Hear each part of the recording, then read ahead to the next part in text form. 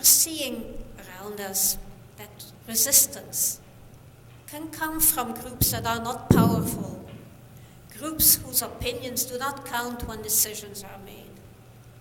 Take small children, for example. I have a story of a small child to get us started. When my daughter, Erica, was very young, we lived in Philadelphia, where I was in a doctoral program at the University of Pennsylvania. At first, when she was 1 year old, we had moved into a high-rise student apartment building at the edge of campus in West Philadelphia. It wasn't very safe. What bothered me the most was that the windows were not very secure, and one child had fallen out of a window several floors up. The child survived, but still, it was sort of giving us the idea we should move out of here. But it was a nice little playground for the children. I didn't know at that point how important that was to my daughter. But we'll find out. When she was about 2 years old, we moved to a townhouse in the western suburbs. That was a 20-minute drive from campus. And then in the mornings, I would drop Erica off at the campus daycare center, and then go to my classes. Soon thereafter, we bought a house in West Philadelphia, which was much closer to campus. And we thought all went well, the family is sort of going through its various moves, and the kid is growing up. By then we had a second kid. All was well.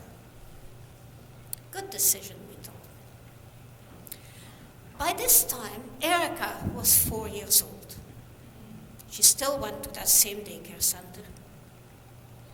But one day, when we went to pick her up, the daycare center was in turmoil. It turned out that Erica was missing. So was another child. And the people running the daycare center, they were sort of blaming us, the parents.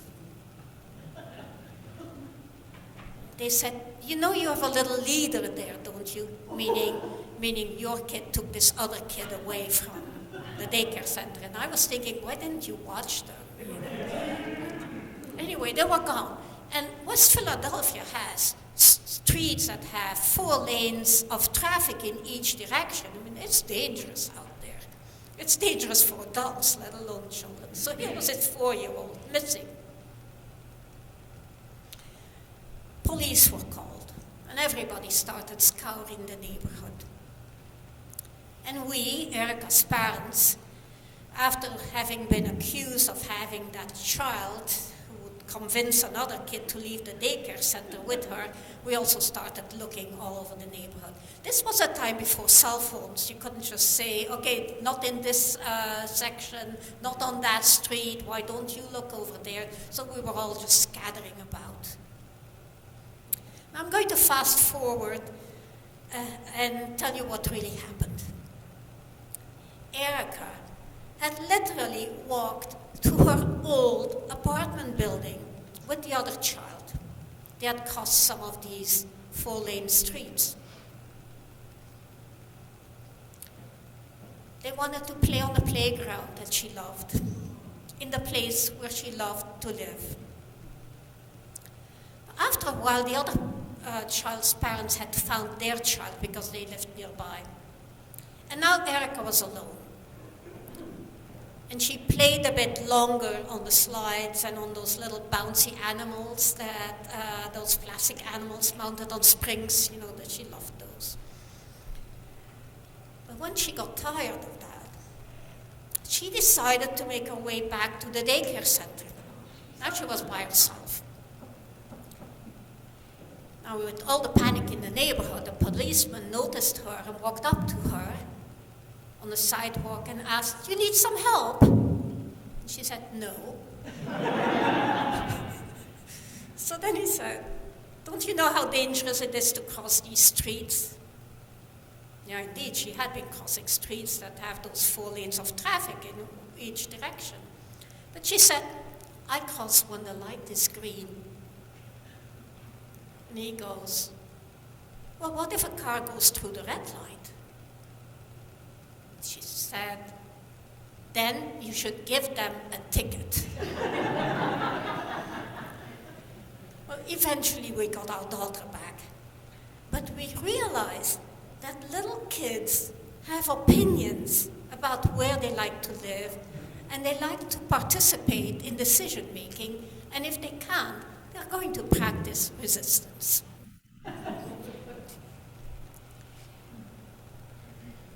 In the 1960s, talking about the civil rights movement, many small children took part in marches and in demonstrations. And some were actually arrested and put in jail. In 1963, 9-year-old Audrey Faye Hendricks participated in plans to do picketing in front of stores that were owned by whites.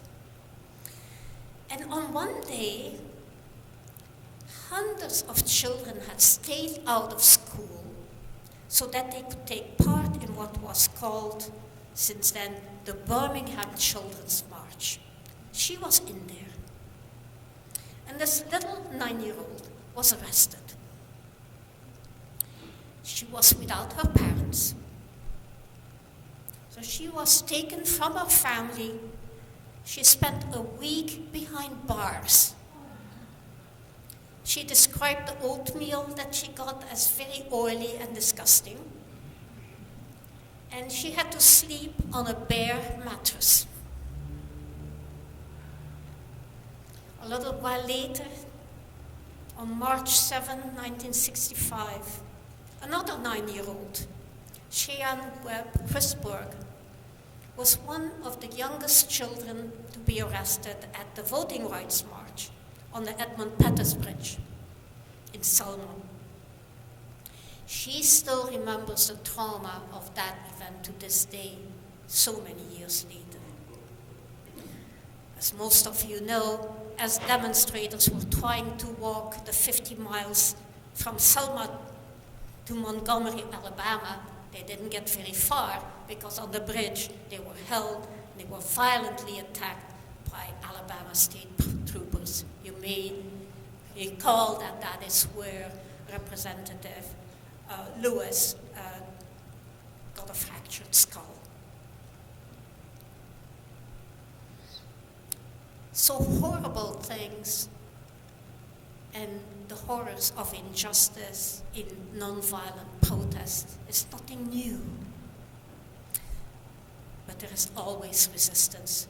And resistance in the United States today is more and more driven by vulnerable populations, racial minorities, immigrants, youth, children, people with disabilities, all who exercise their right to free speech and participation in resistance to policies that disproportionately disadvantage them.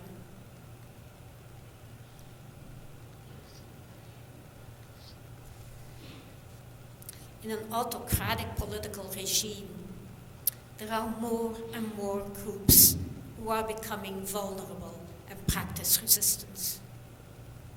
And doing so becomes more and more risky. Just like it was in the 1960s for those participating in nonviolent actions. After the recent shooting of Renee Good, the fatal shooting of Renee Good by an ICE agent, the federal investigation is now focusing on Renee Good's partner, Becca. They are looking into whether she may also have impeded the federal officer in the moments before he shot Renee Good. They are focusing on whether Becca Good, the partner, has ties with activist organizations. Minnesota Governor Tim Walz and Minneapolis Mayor Jacob Frey are also being investigated because they impeded ICE agents with their public statements. And the Homeland Security Secretary said that Renee Good had engaged in domestic terrorism. Walz said, "The only person not being investigated in the shooting of Renee Good is the federal agent who shot her." What then do we do when we see these things happening? We do see that authoritarian policies are becoming harsher.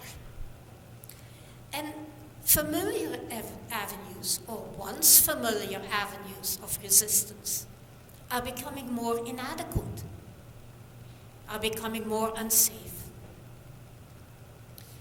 Elections are being constrained, courts of law and liberal judges are under attack, and non-violent dissent in public spaces is met with oppression and violence.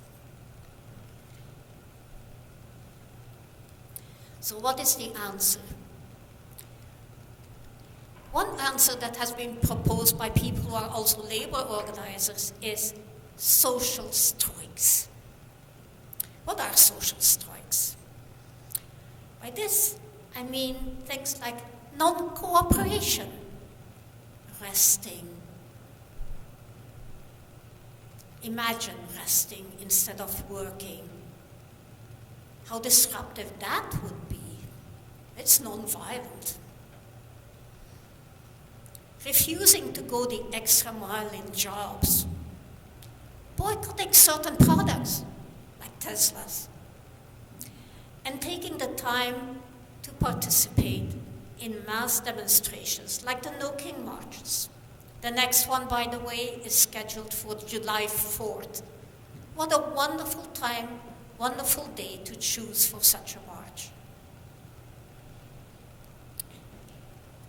In Minneapolis last week, 10,000 people participated in a Ice Out of Minnesota rally. And those kinds of rallies are becoming more and more frequent. There could be a national day of refusal to work, refusal to shop, refusal to go to school. You can still come to church here. Would little children be arrested, again, as during the Children's March in Birmingham in 1963? Maybe. One could participate in what is called 1 Million Rising, which is a movement that was organized and continues to be organized by a group called Indivisible. The movement is described as a national effort to train 1 million people in the strategic logic and the practice of non-cooperation. When I was a union organizer and a union president, and our university administrators would not bargain in good faith. By the way, we had the first faculty union that was ever formed in Central Michigan University, the first union in the country. At least that's what they say up there. I think we should maybe check that, but I always was told that that was the case. So when our university administrators, once again, would not bargain in good faith, we did not stop teaching, because that would be breaking our contracts, and we were still under contract, even though it had expired. That seems unfair, but that's the way these negotiations work. But we did stop volunteering for committees and other activities that are very much part of being a university professor, but they were not specified in our contracts. There's a little bit of a gray area there legally, but we did it anyway, and I would say that it was effective. become harder since then to do such things, even on campuses.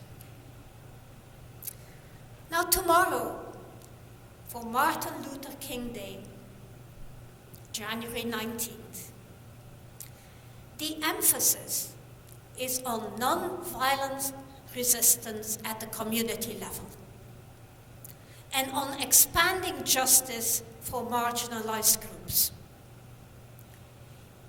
Here too, tomorrow, there are several events that are planned that provide training in non-violent resistance. The focus is on acts of kindness. Very much a you kind of thing. Acts of kindness. There's a focus on supporting Black-owned businesses, on expanding social justice for people with disabilities, and on many more groups. Martin Luther King Day 2026 is a call to action. We are invited to actively participate in non-violent resistance and to build the beloved community with courage, with solidarity, and with interrelations of freedom movements in several areas. Children's rights in all dimensions. Those dimensions are education, healthcare, safety, and a clean environment in which to flourish.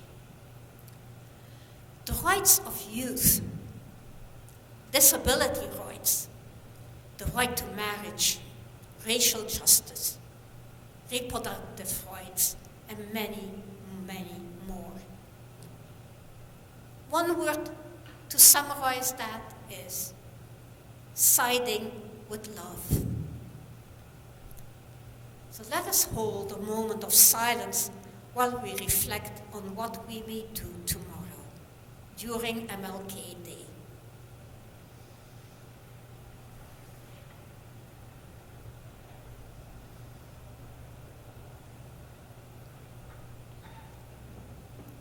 May we make it so.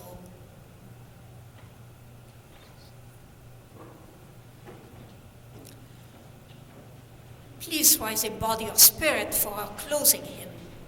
It is number 169 in the Grey Hymnal. That's 169.